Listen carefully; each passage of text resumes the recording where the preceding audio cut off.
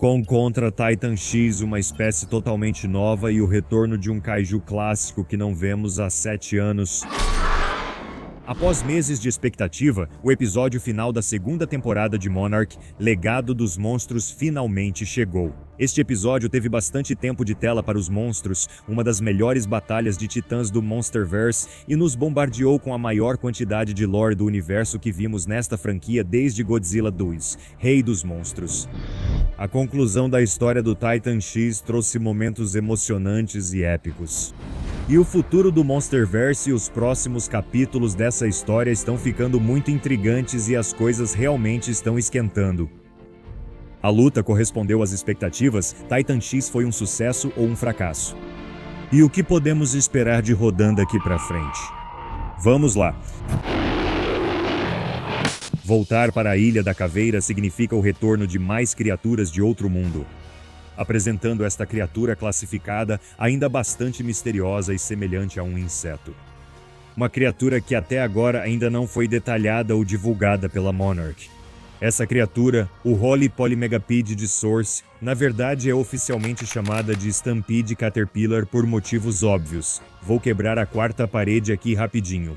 Esse nome é como chamar o Godzilla de lagarto nadador como nome oficial. Monsterverse e a equipe de lore da Apple podem fazer melhor. Essas criaturas, como várias outras em Ilha da Caveira, evoluíram especialmente para sobreviver nessa terra considerada extremamente perigosa. Graças ao Kong correndo solto na Ilha da Caveira e a sua caçada pelos Titanics antes da batalha, podemos ver a capacidade mais extraordinária deles. Forçados a uma debandada, eles vêm rolando pelas selvas em alta velocidade. Em um instante, eles conseguem moldar seus corpos em algo que se assemelha a uma roda. E usando seus corpos poderosos, eles lançam sua massa circular para frente e começam a rolar. Uma vez que ganham impulso, eles se movem em alta velocidade usando essa forma de locomoção, chegando a atingir pelo menos 48 km por hora na vegetação densa da selva. Até que haja mais pesquisas, esses números são apenas estimativas. O mesmo vale para o tamanho deles. Estimativas indicam que a lagarta em estampida mede entre 12 e 20 pés, cerca de 5 metros mais ou menos. Grandes crocodilos de água salgada e tubarões brancos estão na mesma faixa. O corpo longo, coberto por um musgo, certamente ajuda o animal a se esconder dos predadores. E quando a camuflagem falha, os espinhos e chifres enormes em seu corpo fariam qualquer predador pensar 2 vezes antes de atacar. Isso faz essa criatura estar provavelmente sempre estressada por ser menor e pelos sinais de que é herbívora ou onívora. Fugindo em grupo, sem atacar humanos para se alimentar, indícios de que provavelmente não é uma fera totalmente predadora. Mas isso não quer dizer que não consigam dar um golpe forte. As lagartas gigantes conseguiram atingir e mover o helicóptero caído, um objeto muito pesado feito de aço grosso e outros materiais extremamente duros. A quantidade de força necessária para isso é impressionante e seria mais do que suficiente para achatar qualquer humano ou até mesmo seu veículo em pedaços. Algo que o Monsterverse precisa fazer mais são batalhas de titãs como essa, Kong contra Titan X. A luta final e climática da segunda temporada de Monarch. Godzilla sempre reinará supremo, mas é interessante ver o grande macaco enfrentando uma mãe protetora e forte. E a batalha desta vez, diferente da luta com Godzilla, estava destinada a ser uma luta até a morte de verdade desta vez. Felizmente, as habilidades e forças dos titãs se equilibraram, resultando em uma luta bem disputada. Kong usa seu corpo bípede e braços fortes para agarrar e lançar titãs como fariam os humanos. E não seria uma luta de Kong de verdade sem ele acertar alguns socos épicos. Titan X, assim como foi mostrado com Godzilla, continua com seu impressionante estilo de luta conhecido como Lin Fu, aproveitando seus vários tentáculos para dominar Kong 1 ou 2 vezes durante a batalha. No começo, porém, Kong tinha a vantagem, mas à medida que Titanics ficava cada vez mais irritada e preocupada com seu ovo, ela se tornava cada vez mais poderosa. Aqui, a inexperiência de Kong em enfrentar titãs mais poderosos neste ponto da linha do tempo fica novamente evidente. Mas se você prestar bastante atenção em Kong durante essa luta, dá pra ver o quanto ele é realmente feito para sobreviver.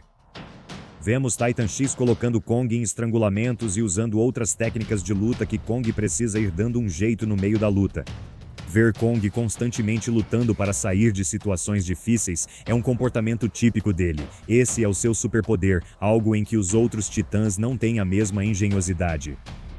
Se a luta seguisse até restar só um em pé, o vencedor estaria surrado, ferido e ensanguentado.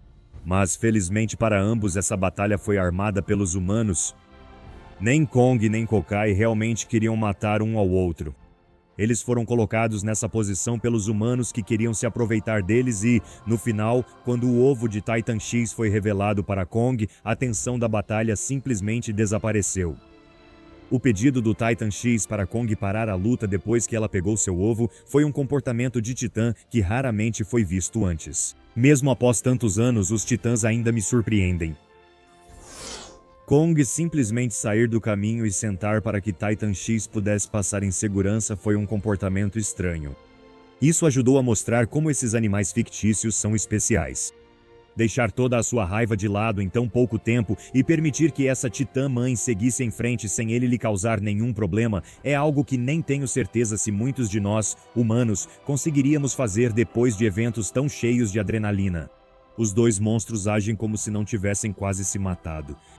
E isso é realmente especial. Os titãs estão lentamente começando a parecer novamente divindades, como semideuses que não conseguimos compreender totalmente vivendo em um mundo natural, e isso é simplesmente sensacional. A história de Titan X é mais do que apenas conflitos e batalhas. É trágica, de partir o coração e, na falta de uma palavra mais monstruosa, bela. Após lutar com Kong, Titan X ainda estava confusa para onde estava indo. Dei as direções para ela e ainda assim se perdeu. Godzilla fazia um facepalm gigante em algum lugar do oceano. Nossa equipe sabia que precisava ajudá-la a voltar para casa. Chamando sua atenção graças ao rugido pré-gravado de Titã vindo das caixas de som do Chinook, Titan X estava a caminho de casa até que essas caixas queimaram. E é aqui que uma das coisas mais improváveis acontece. Titan X se conecta e segue Kate usando seu vínculo misterioso. Uma vez no chão e na área principal das fendas, a conexão desses dois seres ganha destaque e ouso dizer, pela primeira vez na existência deste programa, eu realmente gostei de ver K na tela. Assim como Sarazawa com Godzilla e Dia com Kong, eles compartilham um momento juntos, entrando em contato físico um com o outro. Essa cena tocou meu lado apaixonado por animais ao mostrar a forte conexão entre humano e titã em circunstâncias ideais. Enquanto isso acontecia, até esqueci o quanto eu estava incomodado com a forma como a série escreveu certos personagens e seus motivos duvidosos. Porque nesse momento, Monarch, Legado de Monstros, finalmente capturou aquele verdadeiro momento emocionante em que titãs e a humanidade se veem de igual para igual e são equivalentes. Mesmo agora, a conexão entre humanos e titãs no Monsterverse continua ficando mais interessante e complexa. E com tudo isso dito, o Titan X finalmente foi enviado de volta para casa e o mundo pôde finalmente respirar aliviado, mas não por muito tempo. Um titã alfa de alto escalão que esteve desaparecido por quase uma década está retornando ao Monsterverse. Rodan voltou ao jogo. Sendo a primeira grande reintrodução de um titã apresentado em Godzilla II, Rei dos Monstros desde Mothra, o retorno de Rodan tem implicações enormes, e digo enormes mesmo, para o futuro e até para o passado do Monsterverse. Rodan emerge das cinzas e dos destroços vulcânicos parecendo incrível. Você está tão bonito quanto no dia em que te perdi. Deixa eu perguntar para vocês que assistem. Esse é mesmo o Rodan ou pode ser um parceiro como na história antiga? Um macho e uma fêmea? Alguém?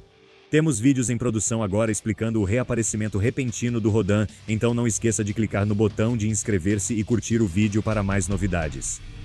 Vamos lá. Toda essa cena final foi um gancho perfeitamente elaborado. Não importa o que aconteça com a história do Rodan e do Lee Shaw, espero que outros tenham ficado tão empolgados quanto eu ao ver o vulcão na tela e já saber quem viria. A história do Titan X pode ter acabado, mas a do Rodan está apenas começando. Encerramos nossa série de monstros de todos os episódios da segunda temporada de Monarch, Legado de Monstros. Deixaremos mais comentários sobre esta temporada para outros vídeos, mas por agora, digo que os episódios 6 a 10 da segunda temporada de Monarch, e Alistair concorda, deveriam ser o padrão mínimo para uma série do Monsterverse. Ação épica de monstros, aventura com grandes riscos e um drama criado de forma mais adequada para uma série inserida numa franquia sobre criaturas de outro mundo e os problemas que a existência delas causa. Eu sei que provavelmente não é o caso, mas se alguém da Apple ou da Legendary estiver assistindo isso, nós, fãs, nunca mais queremos ouvir falar de triângulos amorosos e escândalos de traição nesse nível no Monsterverse. Por favor, deixem isso para trás. Esse universo é rico demais para esse tipo de narrativa, há outras séries para isso. Espero que tenha gostado deste episódio da nossa série de 10 vídeos. Foi divertido tentar algo no estilo de David Attenborough ou Morgan Freeman nesses vídeos. Se você está conhecendo o Dangerville agora e não viu os outros vídeos da série, vou deixar o episódio 1 no final deste vídeo. Sinta-se livre para clicar e maratonar a série dali se quiser.